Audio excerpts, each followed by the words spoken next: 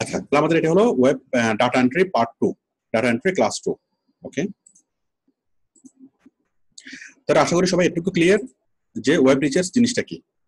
আমরা বুঝলাম যে ইহা একখানা ভালো জিনিস, আমরা ইন্টারনেট থেকে যে কোনো কিছু খুঁজে আমরা বের করতে পারবো, বাট সেটার জন্য আমাদের বিশাল আয়োজন দরকার। কিন্তু ডাটা এন্ট্রি কাজ করার জন্য আমাদের বিশাল আয়োজনের দরকার নেই, জাস্ট আমরা যতটুকু বুঝলাম একটুকু এনাফ। ওকে, আচ্ছা, এরপর হলো ই কমার্স প্রোডাক্ট লিস্টিং। ওকে, ই কমার্স হলো অনলাইনে যারা প্রোডাক্ট সেল করে। অনলাইনে প্রোডাক্ট সেল করার জন্য বড় বড় যে জায়ান্ট গুলো, তার মধ্যে সবচেয়ে বড় হলো অ্যামাজন, ইবে, সিজে, তারপর হলো আলিবাবা। ঠিক আছে, সবচেয়ে বড় জায়ান্ট হলো এটা অ্যামাজন, ইবে এবং আলিবাবা, পৃথিবীর সবচেয়ে বড় ই কমার্স সাইট। ওকে, এছাড়া এরকম হাজার হাজার lakh lakh e commerce site আছে, হাজার হাজার lakh lakh lakh e commerce site. ওকে, তো এই ই কমার্স সাইট গুলোতে যে প্রোডাক্ট গুলো লিস্টিং করতে হয়, সে প্রোডাক্ট লিস্টিং এর কাজ আমি একটা জিনিস দেখাই, আসলে জিনিসটা কি, প্রোডাক্ট লিস্টিং জিনিসটা কি আমি দেখাই। মনে করেন বাংলাদেশের একটা সাইট দিয়ে দেখাই, আজকের ডিল, দারাজ, প্রিয়.com, এরকম বাংলাদেশে মোটামুটি কয়েকটা ই কমার্স সাইট আছে প্রতিষ্ঠিত। একটা হলো আজকের ডিল.com আর একটা হলো দারাজ.com। এখন আজকের ডিল.com এ যারা প্রোডাক্ট সেল করে, এই যতগুলো প্রোডাক্ট আমি দেখতে পাচ্ছি, আমি কয়েক লক্ষ প্রোডাক্ট আমি এখানে পাবো আজকের ডিল.com এ। কিন্তু মজার বিষয় হলো আজকের ডিল.com একটা টাকাও খরচ করে না প্রোডাক্টগুলো কেনার জন্য, এবং তার কোনো প্রোডাক্টই নেই। ঠিক আছে, তাহলে আজকের ডিল.com বা দারাজ.com তারা মূলত কি করে, তারা হলো একটা মিডিয়া। তারা এই ঘড়িটা মনে করেন আমি বিক্রি করব, এই ঘড়িটা, এখন এই ঘড়িটা যারা বিক্রি করবে, এটা কিন্তু আজকের ডিল বিক্রি করবে না, বিক্রি করবে অন্য কোনো একটা কোম্পানি, অন্য কোনো একটা দোকান। তো সেই দোকানটা কি করলো, আজকের ডিল.com এ একটা অ্যাকাউন্ট করলো, এবং তার যতগুলো প্রোডাক্ট আছে সেই দোকানের সবগুলো প্রোডাক্ট সেখানে কি করলো, আপ করালো, এবং এই প্রোডাক্ট ডেসক্রিপশন গুলো সে লিখলো। ওই কোম্পানি, যে কোম্পানি এই ঘড়িটা সেল করবে, সেই কোম্পানির নাম কি, এই ডান পাশে আপনি দেখবেন এই মার্চেন্টের নাম লেখা থাকে, এই যে মার্চেন্ট। তার মানে এই ঘড়িটা যে বিক্রি করবে সেকে বেজিং সিটি, কোম্পানির নাম হচ্ছে বেজিং সিটি, বাংলাদেশের কোম্পানি। এই বেজিং সিটি কি করবে, এই প্রোডাক্ট গুলো সেল করবে। ওকে, আমি আরেকটা জিনিস দেখাই, বেজিং সিটি। যদি আপনি আরেকটা প্রোডাক্টে যান, যদি যান, মনে করেন আপনি এই জিন্স প্যান্টটা কে বিক্রি করতেছে, এই জিন্স প্যান্টের মার্চেন্টের নাম দেখেন, এই জিন্স প্যান্টের মার্চেন্টের নাম হলো কি, মার্চেন্ট হলো এলেক্স বাজার। ওকে, তার মানে এই মানে আজকের ডিল.com একটা দোকান না, আজকের ডিল.com হলো একটা বিশাল একটা কি বাজার, ওরা জাস্ট একটা বাজার তৈরি করছে। ঠিক গরু বাজার যেরকম, গরু বাজার কি করে, গরু বাজার কমিটি একটা প্ল্যাটফর্ম তৈরি করে। ওকে, ঠিক আজকের ডিল.com বা দারাজ.com, আলিবাবা, অ্যামাজন, ইবে সবাই কি করছে, একটা প্ল্যাটফর্ম তৈরি করছে, একটা ওয়েবসাইট তৈরি করছে, সিস্টেম তৈরি করার পরে তারা সবাইকে বলছে, যত ধরনের বিক্রেতা আছে, সেলার আছে, দোকান আছে, ছোট কোম্পানি বড় কোম্পানি, সবাইকে বলছে যে তোমরা আমার মাধ্যমে সেল করো, আমার মাধ্যমে সেল করলে তোমরা খুব সহজেই তোমরা কি বিক্রি করতে পারবা। তো যে সকল কোম্পানি বিক্রি করবে, প্রত্যেকটা দোকান, বিভিন্ন ছোট কোম্পানি বড় কোম্পানি এসে তারা কি করে, তাদের প্রোডাক্ট গুলো এখানে আপ করে। ওকে, এখন এই যে কোম্পানিটা জিন্স প্যান্ট জাপ করলো, এখন একটা দোকান বা আলাদা একটা কোম্পানি। এখন সে যখন কি করলো, এই আজকের ডিল.com এ যখন তার প্রোডাক্টটা যখন আপ করলো, তোর কি করতে হয়, তাকে প্রোডাক্ট লিস্টিং করতে হয়। ওকে, কেন, কিরকম লিস্টিং, এই যে এলেক্স বাজার কি করছে, কয়েকজন প্রফেশনাল কাছে হায়ার করছে। কেন, তার এই ছবিগুলো খুব সুন্দরভাবে যেন কি দেওয়া যায়, এই প্রোডাক্টের ছবিগুলো দেখেন খুব সুন্দরভাবে কিন্তু এখানে দেওয়া হয়েছে।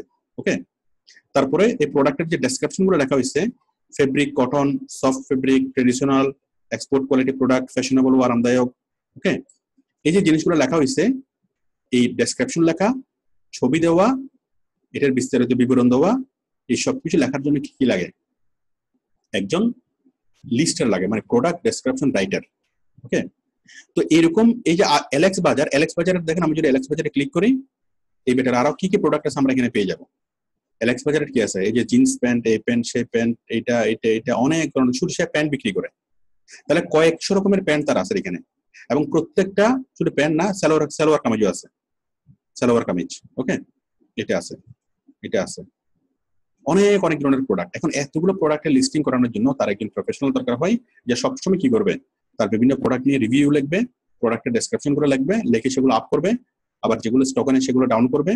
ওকে, এই কাজটা হলো প্রোডাক্ট লিস্টিং। তার মানে কোন একটা ই কমার্স সাইটের সাথে যুক্ত থাকে লক্ষ লক্ষ সেলার, এবং প্রত্যেকটা সেলারের কি লাগে, তার প্রোডাক্টগুলো আপ করার জন্য, তার প্রোডাক্টের লিস্টিং করার জন্য তার প্রোডাক্ট লিস্টার প্রয়োজন হয়। প্রোডাক্ট লিস্টার মানে কাজটা হলো প্রোডাক্ট ডেসক্রিপশন রাইটিং। ওকে, এই প্রোডাক্ট ডেসক্রিপশন রাইটিং কে আরেকভাবে বলা যায় প্রোডাক্ট লিস্টিং। ওকে, তার মানে আপনি যদি বলেন যে এই প্রোডাক্ট লিস্টিং, ওকে, এখন এই প্রোডাক্ট লিস্টিং এর কাজটা অনেকেই ডাটা এন্ট্রি হিসেবে কি করে, কাজটা আপ করে। অনেক বায়ার ডাটা এন্ট্রি হিসেবে কাজটা আপ করে। কেন? কারণ এই প্রোডাক্টের বিবরণ যেটা লিখতে হবে এটা তো ডাটার কাজেই। আপনি প্রোডাক্টটা দেখবেন, প্রোডাক্টটা দেখে দেখে প্রোডাক্টের কি ডাটার কাজ করবেন। ওকে, কাজটা অনেক সহজ কাজ। বায়ার আপনাকে স্যাম্পল দিবে, স্যাম্পল দিয়ে জাস্ট বায়ারের দেখানো স্যাম্পল মতো কি জাস্ট ওভাবে দেখে দেখে টাইপ করে দেওয়া।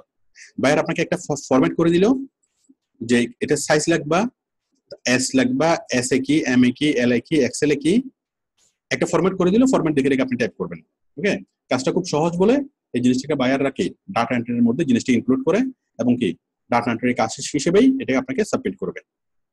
তো সুতরাং আমরা ডাটা এন্ট্রি মানে বুঝলাম কি, আমরা প্রোডাক্ট লিস্টিং মানে বুঝলাম কি, যে বিভিন্ন ই কমার্স সাইটে বায়ারের পক্ষ থেকে বিভিন্ন প্রোডাক্ট আপ করা। ওকে, তো ই কমার্স সাইটে যদি আপনি কাজ করেন সেই ক্ষেত্রে আপনাকে কি জানতে হবে, ফটো এডিটিং জানতে হবে। Photo editing plus data entry. এই ডাটা এন্ট্রি সেই ডাটা এন্ট্রি না, এটা হচ্ছে আপনাকে চিন্তা ভাবনা করে লিখতে হবে, চিন্তা ভাবনা করে লিখতে হবে, এবং ইমেজটা টাইপ করতে হবে। এবং এই কাজগুলোর রেটটা অনেক অনেক বেশি, কারণ এখানে আপনার একটা জিনিস করতেই তো আপনার অনেক সময় লাগবে। তো সুতরাং আপনাকে একটা কাজের জন্য এরকম একটা ডেসক্রিপশন লিখলেই আপনাকে আনুমানিক $5 থেকে $10 দিবে একটা কাজের জন্য। ওকে, মিনিমাম আপনাকে $5 দিবে একটা কাজের জন্য। বাট এটা ডাটা এন্ট্রি কাজের মধ্যে একটা কাজ, বাট কাজটা চিন্তা না করে করা যাবে না, চিন্তা করে করতে হবে। তো আমাদের ম্যাক্সিমামের ধারণা যে ডাটা এন্ট্রি কাজটা হচ্ছে চিন্তা করতে হয় না। ডাটা এন্ট্রি কাজের মধ্যে চিন্তা করতে হয় না এমন কাজও আছে, বাট ওগুলোতে স্যালারি কম। ঠিক আছে, আবার চিন্তা করতে হয় সেরকম কাজও আছে, ওগুলোতে স্যালারি বেশি। আচ্ছা, তারপর দেখেন অ্যামাজন প্রোডাক্ট লিস্টিং। আমি আশা করি এটা বুঝাতে পারছি। E commerce product listing, Amazon product listing same কথা। বায়ার যদি আপনাকে বলে যে ইবে প্রোডাক্ট লিস্টিং, তাও সেম কথা। আবার বায়ার যদি আপনাকে বলে যে আলিবাবা প্রোডাক্ট লিস্টিং, তাও সেম কথা। ওকে, এটাকে বিভিন্ন নামে বলা যাবে। এরপর দেখেন social media data entry. Social media data entry, এখন বিভিন্ন কোম্পানিগুলো শুধু ই কমার্স সাইটে তাদের প্রোডাক্ট সেল করে? মোটেই না। ই কমার্স এই প্রোডাক্ট সেল করার জন্য সবচেয়ে বড় প্ল্যাটফর্ম হলো বর্তমানে সোশ্যাল মিডিয়া, ফেসবুক। যে কোনো কোম্পানি ফেসবুকে যে পরিমাণ পেজ আছে, যে পরিমাণ প্রোডাক্ট সেল করা যায়, সারা পৃথিবীর সবগুলা সোশ্যাল মিডিয়াকে একত্র করো কি সেটা করা যাবে না। ওকে, তো প্রত্যেকটা কোম্পানির ফেসবুকে পেজ আছে, প্রত্যেকটা কোম্পানি। আমরা যদি লিখি, যে কোনো একটা কোম্পানি যদি লিখি, মনে করেন আমি লিখবো কি সোপ, অথবা আমি লিখি ফ্যাশন। ফ্যাশন লিখে সার্চ করলাম, অনেকগুলো ফ্যাশন হাউস আমি পেয়ে যাবো। ফ্যাশন লিখে আমি সার্চ করলাম, আমি পেজেসে গেলাম। ওকে, অনেক ফ্যাশন হাউস আমি পেয়ে যাচ্ছি। অমুক ফ্যাশন, তমুক ফ্যাশন, অনেক ফ্যাশন হাউস আমরা পেয়ে যাচ্ছি। লক্ষ ফ্যাশন হাউস আমরা পাবো। এখন প্রত্যেকটা ফ্যাশন হাউসে কি হয়, তাদের নর্মালি যে পরিমাণ সেল হয় তাদের ফেসবুক পেজ থেকে তার চেয়ে বেশি সেল হয়। এখন এই ফেসবুকের পেজের মধ্যে যে পোস্টগুলো তৈরি করা, প্রোডাক্ট ডেসক্রিপশন তৈরি করা, মানুষকে অ্যাট্রাকটিভ করার জন্য, মানুষের অ্যাটেনশন গ্রো করার জন্য, এবং অ্যাট্রাকটিভ কি করা, অ্যাট্রাকটিভ প্রোডাক্ট ডেসক্রিপশন লেখা, ছবি দেওয়া। ঠিক আমরা ই কমার্স সাইটে যে কাজটা করছিলাম সেম কাজটা করে আমরা কোথায়, আমরা ফেসবুকে পোস্ট করব। তাহলে এই কাজটাকে বলা হয় কি করা, ই কমার্স ডাটা এন্ট্রি। তো তাইলে কোন একটা বায়ার যদি তার ফেসবুকের জন্য, এটা তার ব্যক্তিগত ফেসবুকের পেজ হোক, অথবা তার কোম্পানির ফেসবুকের পেজ হোক, অথবা তার গ্রুপ হোক, সেই গ্রুপে কাজ করার জন্য যদি কোনো রকম কোনো ডাটা টাইপের প্রয়োজন হয়, তাহলে আপনাকে বলা হবে কি, আপনি কি সোশ্যাল মিডিয়াতে ডাটা টাইপ করতে পারেন? হ্যাঁ, পারি। তার মানে কি, আপনি ফেসবুকে ঢুকে যে কারো পেজে আপনি টাইপ করতে পারবেন। কি টাইপ করবেন সেটা সে বলে দিবে। ওকে, টাইপ করতে পারবেন, ফেসবুকে, টুইটারে, ইনস্টাগ্রামে বা বায়ার যেখানে বলে সেরকম ডাটা টাইপ করতে পারবেন। টাইপ করার সময় বায়ার আপনাকে বলবে যে তুমি অমুক জায়গা থেকে তথ্যগুলো খুঁজে বের করবা, অমুক জায়গা থেকে একটু চেঞ্জ করবা, এভাবে দিবা। কাজ করার সময় টোটাল বিষয়গুলো সে আপনাকে বলে দিবে। আশা করি বিষয়টা ক্লিয়ার। তাহলে আমরা যে টার্মটা বুঝলাম, টার্মটা কি? সোশ্যাল মিডিয়া ডাটা এন্ট্রি মানে কি? যে ফেসবুক, টুইটার, ইনস্টাগ্রাম, তারপর পিন্টারেস্ট, এভাবে যতগুলো সোশ্যাল মিডিয়া আছে, তারপর হচ্ছে লিঙ্কডইন, ওকে, তারপর হচ্ছে গুগল প্লাস, এরকম অনেকগুলো সোশ্যাল মিডিয়া আছে। ওই সোশ্যাল মিডিয়াগুলোতে ঢুকে বায়ারের প্রয়োজন অনুসারে বিভিন্ন জিনিস টাইপ করা। আশা করি বিষয়টা ক্লিয়ার। আচ্ছা, এরপর হলো software data entry. Software data entry জিনিসটা কি? আপনারা যদি কোনো একটা ইয়াতে যান, প্যাথোলজিক্যাল ল্যাবরেটরিতে যান, ওকে, দেখবেন যে রিসেপশনে কিছু মেয়ে বসে আছে, কিছু ছেলে মেয়ে বসে আছে, ওরা কি করে? টাইপ করে। এখন ওরা টাইপটা কোথায় করে? ওরা ওয়ার্ডে করেন, এক্সেলে করেন, ওরা করে ওদের নিজস্ব সফটওয়্যারে। যতগুলো কোম্পানি আমরা দেখি, প্রত্যেকটা কোম্পানির তাদের নিজস্ব সফটওয়্যার আছে, নিজস্ব সফটওয়্যার, ওকে। তো এই নিজস্ব সফটওয়্যারে তাদেরকে ডাটা টাইপ করতে হয়। আপনি একটা গার্মেন্টসে যান, গার্মেন্টসের জন্য নিজস্ব একটা সফটওয়্যার আছে। তার মানে ওই গার্মেন্টসের যতগুলো কাজ হয়, ওই কাজগুলো ওরা ওয়ার্ডে করে না, এক্সেলে করে না, ওদের নিজস্ব সফটওয়্যার ওরা কি করে? টাইপ করে। তো এখন বায়ার যদি আপনাকে বলে যে তুমি কি আমার অমুক সফটওয়্যারে ডাটা টাইপ করতে পারবে? অবশ্যই পারবেন। সফটওয়্যারটা আপনি কখনো দেখেন নাই, কখনো শুনেন নাই, তাতে কোনো সমস্যা নেই। বায়ার যদি আপনাকে সফটওয়্যারের লগ ইন দেয়, আইডি পাসওয়ার্ড দেয়, আপনি জাস্ট একবার দেখলে জিনিসটা আপনি করতে পারবেন। ওকে, এটা কঠিন কোনো জিনিস না, আপনি ঢুকে এটা করতে পারবেন। তো কথা হলো জাস্ট কি টার্মটা বুঝা। সফটওয়্যারের ডাটা এন্ট্রি কি? আপনাকে বায়ার সফটওয়্যারের আইডি পাসওয়ার্ড দিবে, আপনি সফটওয়্যারে ঢুকে আপনি কি ডাটা টাইপ করবেন। ওকে, তার মানে আমাদের ফেসবুক যদি একটা সফটওয়্যার হয়, তাহলে আপনি ফেসবুকের আইডি পাসওয়ার্ড যদি আমি আপনাকে দিই, তাহলে আপনি আমার পেজে ঢুকে আপনি কি ডাটা টাইপ করতে পারবেন। ওকে, ঠিক যে কোনো সফটওয়্যার, অনেক রকমের সফটওয়্যার থাকে। অ্যাকাউন্টিং সফটওয়্যার, কোন একটা কোম্পানির একটা অ্যাকাউন্টিং সফটওয়্যার, ওকে, কোন একটা ব্যাংকের একটা অ্যাকাউন্টিং সফটওয়্যার। এখন আমি নর্মালি কোন একটা ব্যাংকের অ্যাকাউন্টিং সিস্টেমের মধ্যে আমি ঢুকতে পারবো না, কিন্তু ব্যাংকের ম্যানেজার যদি আমাকে অ্যাপয়েন্ট করে, ওকে, যে তার ব্যাংক সিস্টেমের মধ্যে আমি ঢুকবো, ঢুকে ব্যাংকের যতগুলো ফর্ম আছে ওই সবগুলো ফর্মগুলো আমি নেব, নিয়ে আমি কি করব? ডাটা টাইপ করব। কোথায়? তার সিস্টেমে। কোন সিস্টেমে? আমি বায়ারের সার্ভারের মধ্যে সরাসরি আমি ডাটাগুলো টাইপ করে দেবো। কোনো এমএস ওয়ার্ড লাগবে না, এক্সেলও লাগবে না। আমি কম্পিউটারের তার থেকে অ্যাকাউন্ট তৈরির ফাইলগুলো নেব, নিয়ে ব্যাংকের ম্যানেজার আমাকে বললো যে আপনি শুধুমাত্র কি করবেন, আমার সিস্টেমে, এই যে আমার সিস্টেমের আইডি পাসওয়ার্ড, আপনি জাস্ট ফর্মগুলো দেখবেন, দেখে রেখে আমার সিস্টেম, আমার সফটওয়্যারের মধ্যে আপনি কি ইনপুট করে দেবেন ডাটাগুলো। ওকে, তো এই সফটওয়্যারের মধ্যে ইনপুট করে দেবে, এখানে শিখার কোনো কিছু নেই। কোম্পানি আপনাকে আইডি পাসওয়ার্ড দেবে, লগ ইন দিবে, এবং আপনি কি জাস্ট এখানে ঢুকে আপনি কি আপনার মতো করে টাইপ করবেন। কোম্পানি আপনাকে দেখাই দিবে কোথায় গিয়ে কি করতে হবে। তো এক একটা সফটওয়্যার এক এক রকম, এখানে শিখার কোনো কিছু নেই। জাস্ট বায়ার যদি আপনাকে জিজ্ঞেস করে যে আপনি কি আমার ব্যাংকিং সফটওয়্যারে ঢুকে আপনি কাজ করতে পারবেন? হ্যাঁ পারবো। গার্মেন্ট সফটওয়্যারে ঢুকে আপনি কাজ করতে পারবেন? হ্যাঁ পারবো। ওকে, ওই প্রপার্টি রিলেটেড কোনো সফটওয়্যারে কি আপনাকে কাজ করছেন? হ্যাঁ করছি। ওখানে ঢুকে কি আপনি ডাটা টাইপ করতে পারবেন? হ্যাঁ পারবো। আমার কিছু স্ক্যান কপি আছে, আমার কিছু ডকুমেন্ট আছে, আমি চাই আমার সফটওয়্যারে সেগুলো কি ইনপুট করতে, এটা করতে পারবেন? হ্যাঁ পারবো। মানে যাই বলুক না কেন বায়ার, সবকিছু আপনি পারবেন। কাজটা সহজ, কনসেপ্টটা কঠিন। কনসেপ্টটা বুঝেন, এনাফ। তাহলে আশা করি বিষয়টা বুঝতে পারছেন যে সফটওয়্যার ডাটা এন্ট্রি জিনিসটা কি। এরপর হচ্ছে সিআরএম ডাটা এন্ট্রি। সিআরএম জিনিসটা কি? Customer relation management. Customer relation management.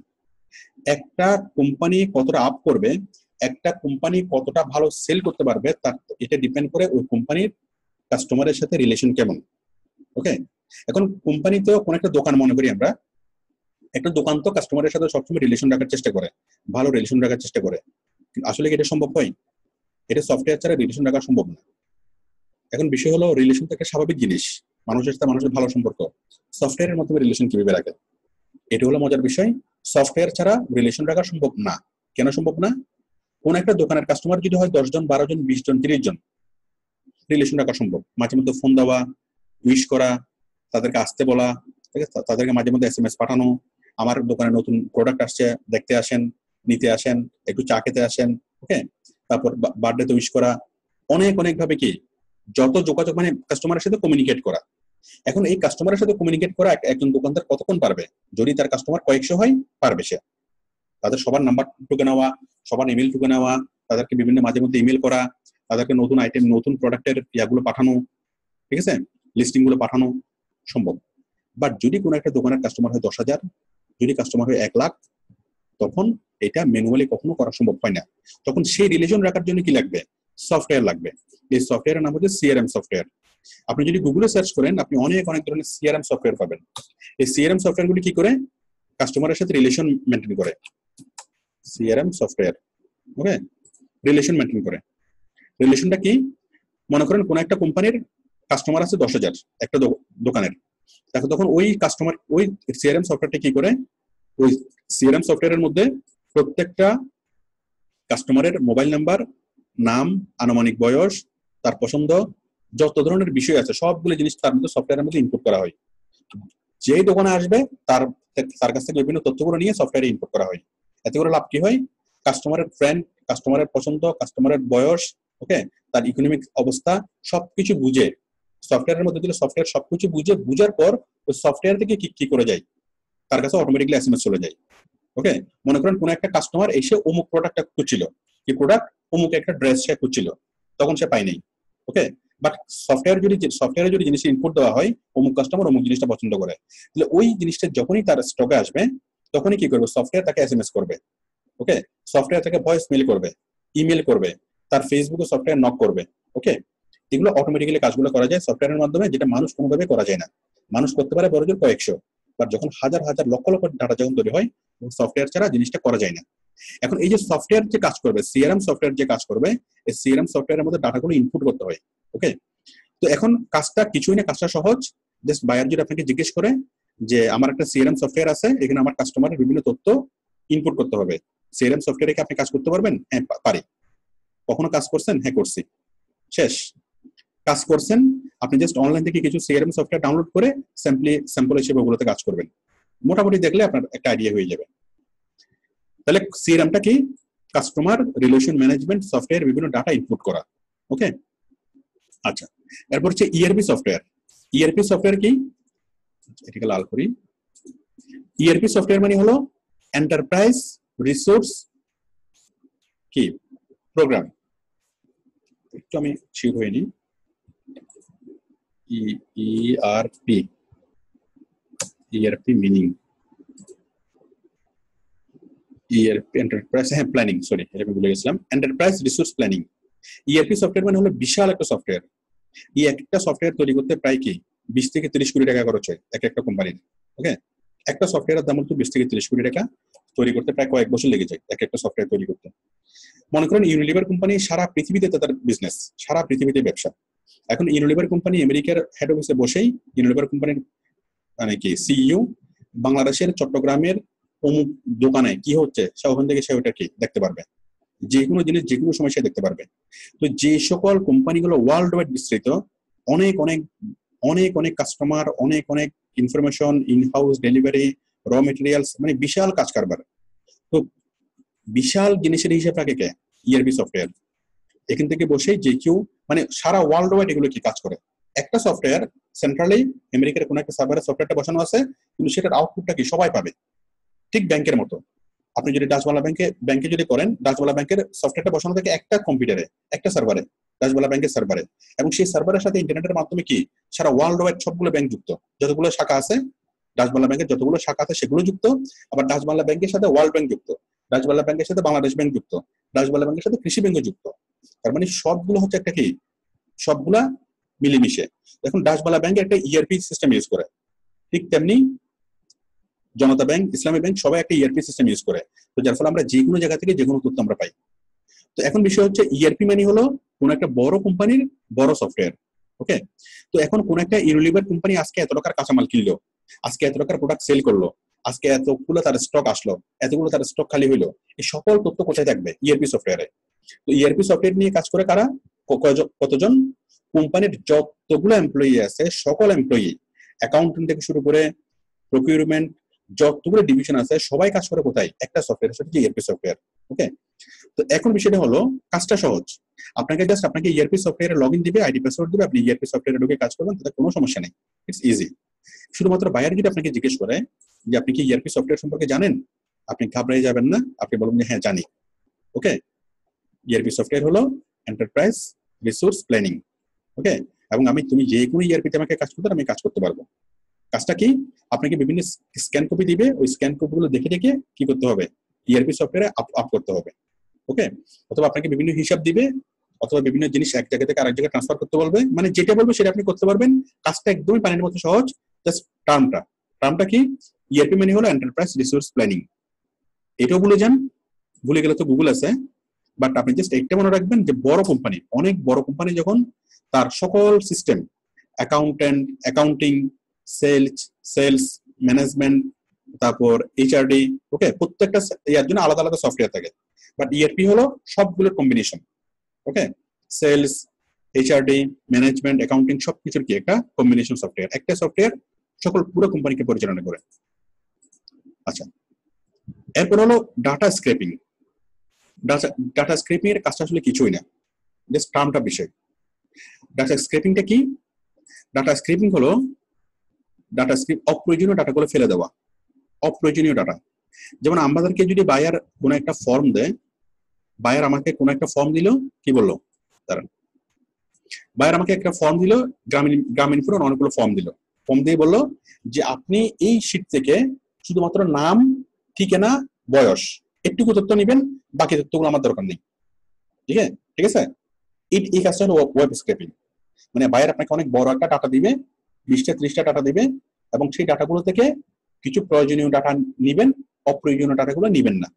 ওকে, এটা হলো কি ওয়েব, এটা হলো ডাটা স্ক্রেপিং। আশা করি কনসেপ্টটা ক্লিয়ার। মানে আপনার বায়ার আপনাকে অনেকগুলো র ডাটা দিবে, র ডাটা। সেই র ডাটার মধ্যে প্রয়োজনীয় ডাটা আছে, অপ্রয়োজনীয় ডাটা আছে, অনেক অনেক রকমের ডাটা মিক্সড আপ অবস্থায় আছে।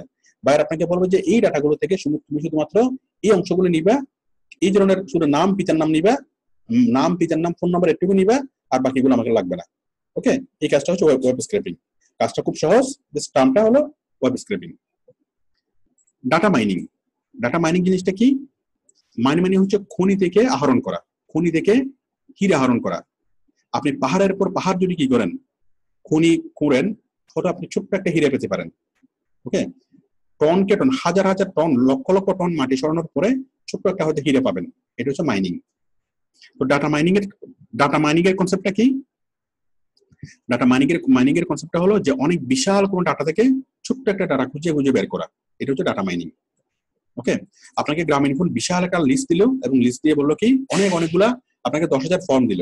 এই 10,000 ফর্ম দিয়ে আপনাকে গ্রামীণফোন আপনাকে বললো যে এখান থেকে বেছে বেছে শুধুমাত্র সেই ফর্মগুলো তুমি রাখো যে ফর্মগুলা পুরুষ, সে পুরুষের বয়স হচ্ছে কত, 50 বছর, ঠিক আছে, এবং যার কি আছে, মানে যা শুধুমাত্র ঢাকাতে থাকে, ওকে, অথবা যা শুধুমাত্র রাজশাহীতে থাকে।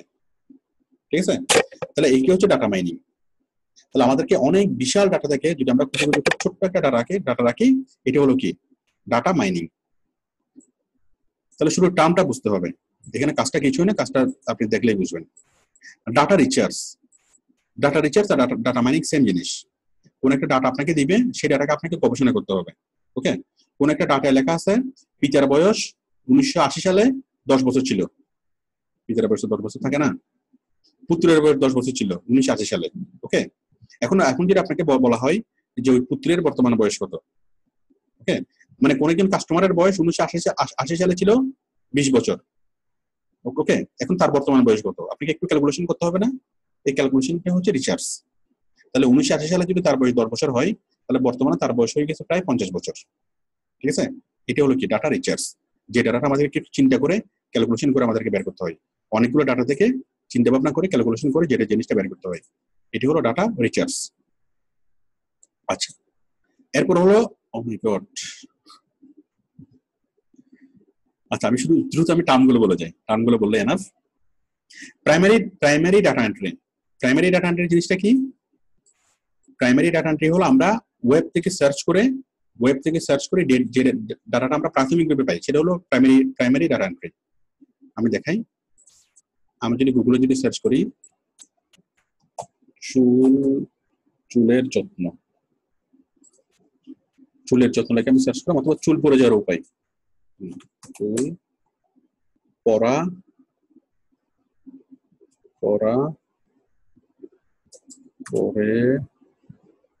চুল পড়ে যাওয়ার কারণ, অথবা চুল পড়ে যাওয়ার সমাধান। ওকে, ছেলেদের চুল পড়ে যাওয়ার সমাধান। আমি একটা জিনিস আমি করলাম কি, এখান থেকে আমি নিয়ে নিলাম, এখান থেকে নিয়ে এই ছেলেদের চুল পড়ে যাওয়ার কারণ, জাস্ট আমি এই জিনিসগুলো আমি কপি করলাম, এখান থেকে কপি করে কি করলাম, কপি করে জাস্ট আমার এমএস ওয়ার্ড আমি নিয়ে আসলাম। তাহলে আমি এই যে ডাটা থেকে আমি কপি করে যে আমি এমএস ওয়ার্ডে নিয়ে আসলাম, এটি হলো আমার প্রাথমিক প্রাইমারি ডাটা এন্ট্রি। এই যে আমি এমএস ওয়ার্ডে আসলাম, এমএস ওয়ার্ডে যে আমি আনলাম, বিভিন্ন জায়গা থেকে কপি করে বিভিন্ন সোর্স থেকে নিয়ে আমি যে ডাটাগুলো নিয়ে আসবো, সেই ডাটাগুলো আমার নাম হলো কি, এগুলো হলো আমার প্রাইমারি ডাটা। এগুলো আমার প্রাইমারি ডাটা। এখন প্রাইমারি ডাটার পর হচ্ছে সেকেন্ডারি ডাটা। এখন এই প্রাইমারি ডাটা আপনি ইউজ করতে পারবেন না, কেন? কারণ এই যে চুল পড়ার সমস্যা পড়ে যাওয়ার কারণ, এটাকে যদি আপনি হুবহু ইউজ করেন, এটা কপিরাইট আইন লঙ্ঘন হবে। আপনি হুবহু এটা কোথাও ইউজ করতে পারবেন না। এখন আপনাকে কি করতে হবে, এই প্রাইমারি ডাটাটাকে আপনার সেকেন্ডারি ডাটাতে কনভার্ট করতে হবে। কিভাবে?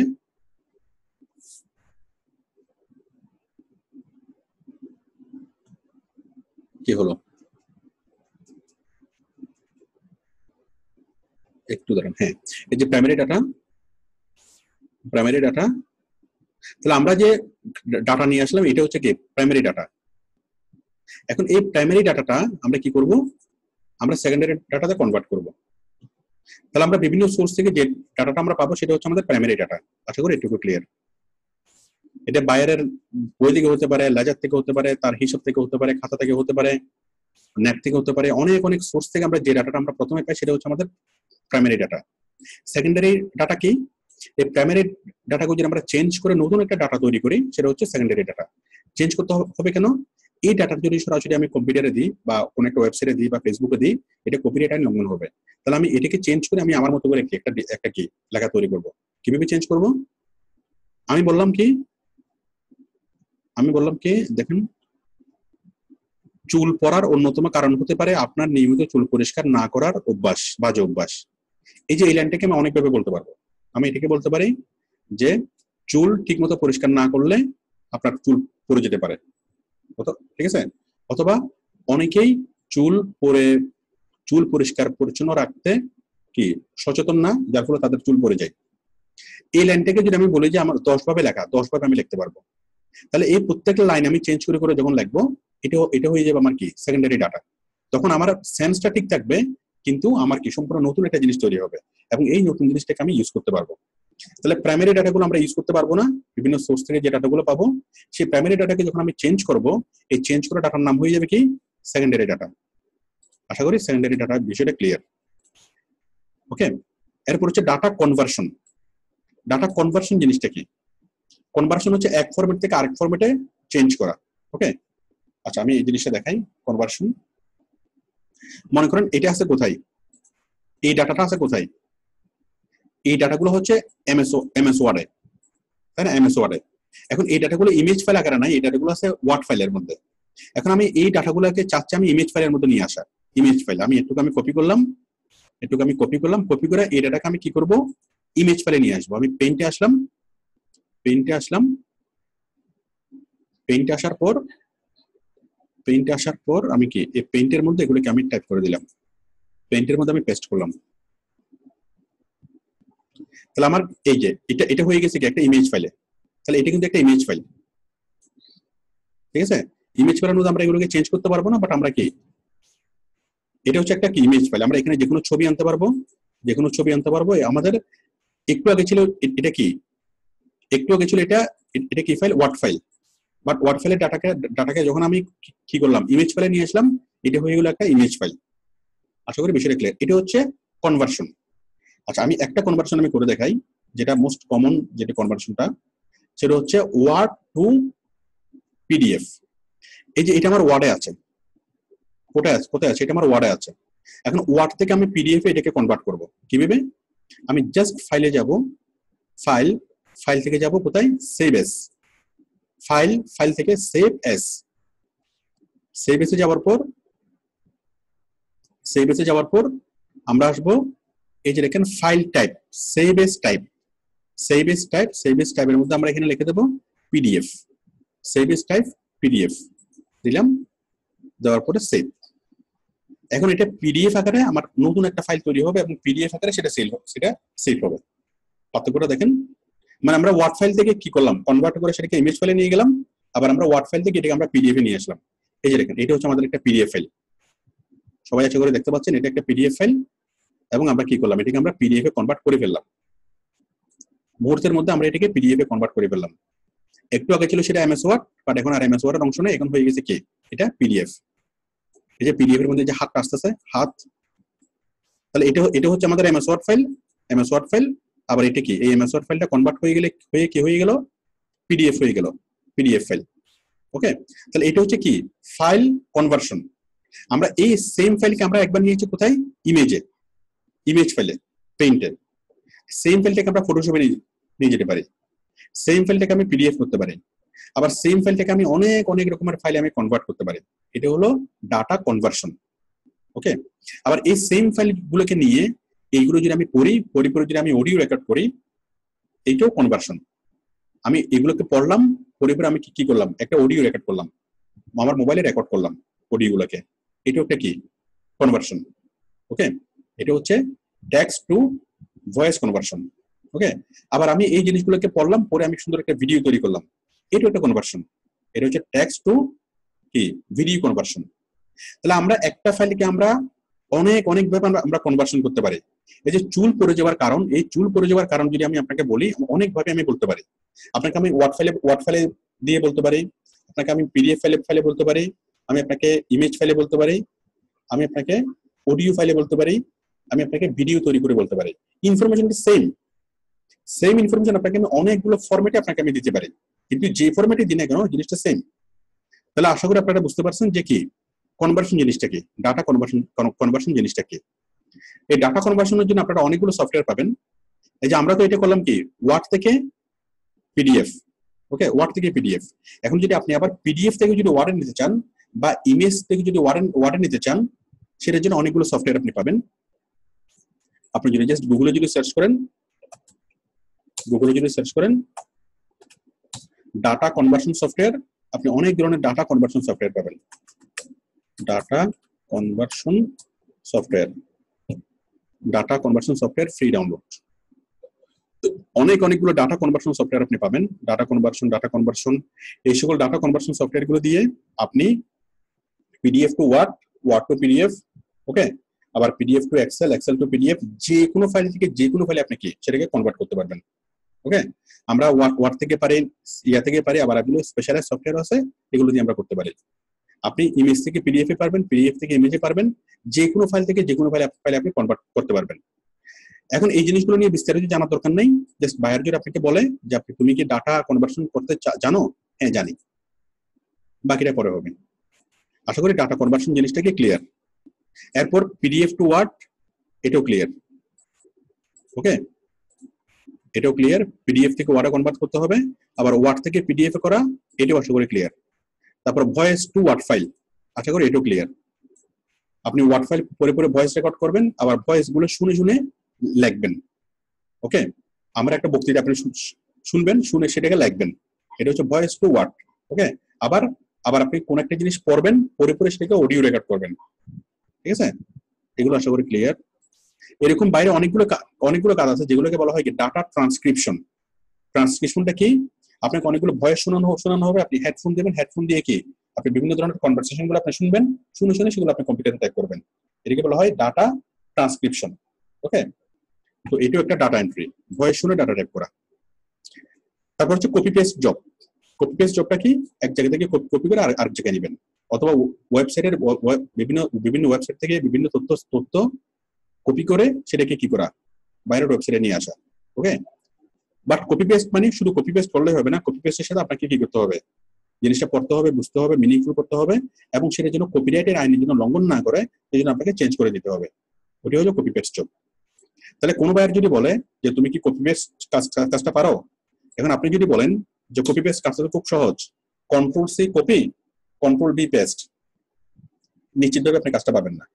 তাহলে কপি পেস্ট মানে কি, কন্ট্রোল সি কন্ট্রোল ভি না, কি কপি পেস্ট মানে কি, কন্ট্রোল সি আর কন্ট্রোল ভি না। কপি পেস্ট মানে হলো বিভিন্ন জায়গা থেকে কি করা, জিনিসগুলো নিয়ে আসা। হ্যাঁ আমি বলি, হ্যাঁ ঠিক আছে মাইক অফ রাখেন, আমাকে ইশারায় বললে হবে, ঠিক আছে বুঝবো।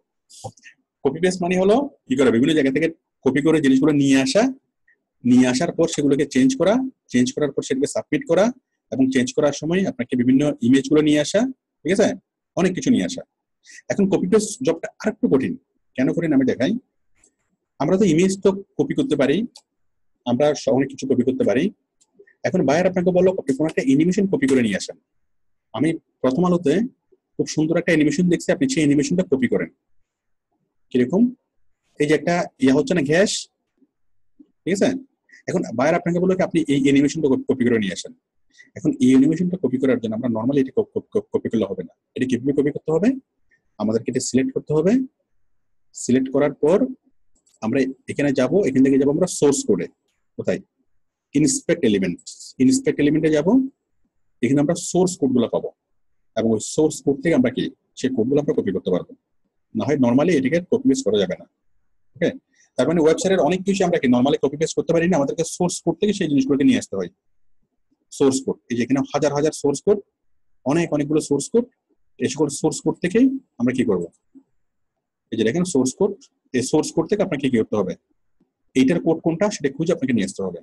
তো এটার জন্য আপনাকে HTML CSS এগুলোর জ্ঞান থাকতে হবে। আশা করি বিষয়টা ক্লিয়ার। কপি পেস্ট মানে কি?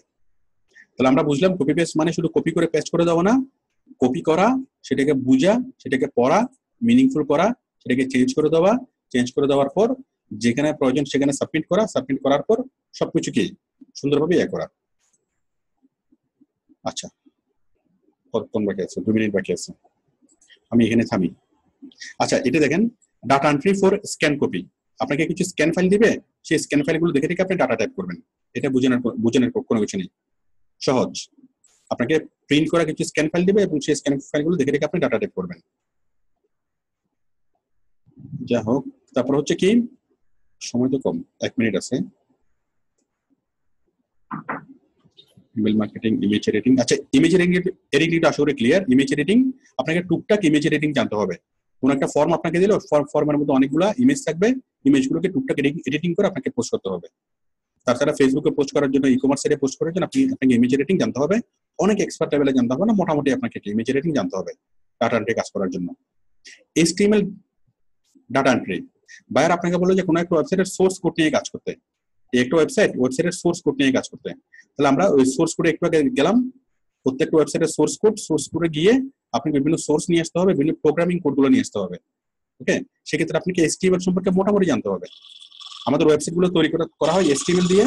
তো আপনি যদি ওয়েবসাইট থেকে কোনো কিছু কপি করেন, এই যে আমি একটু আগে একটা অ্যানিমেশন কপি করছিলাম, কপি করার সময় আমাদেরকে কি HTML সম্পর্কে জ্ঞান থাকতে হবে।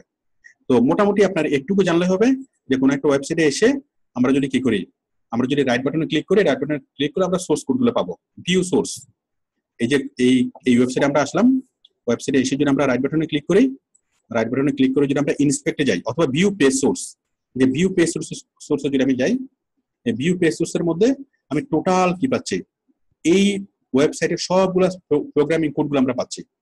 তাহলে প্রোগ্রামিং কোড যাওয়ার জন্য কোথায়? View page source. Okay, view page source. আচ্ছা, ভিউ পেজ সোর্স থেকে আমরা প্রোগ্রামিং কোডগুলো জানবো, আশা করি একটু ক্লিয়ার। HTML ডাটা এন্ট্রি, তারপর হচ্ছে ইমেল মার্কেটিং, ইমেল লেখা, বিভিন্ন কোম্পানির জন্য ইমেল লিখে সেটাকে সেন্ড করা, বিভিন্ন প্রয়োজনে কাস্টমারের কাছে, বিভিন্ন মানুষের কাছে ইমেল লিখে ইমেলটা সেন্ড করা, সেটা হচ্ছে ইমেল মার্কেটিং। শপিফাই এবং ওয়ার্ডপ্রেস হলো ই-কমার্স সাইট তৈরি করার প্ল্যাটফর্ম।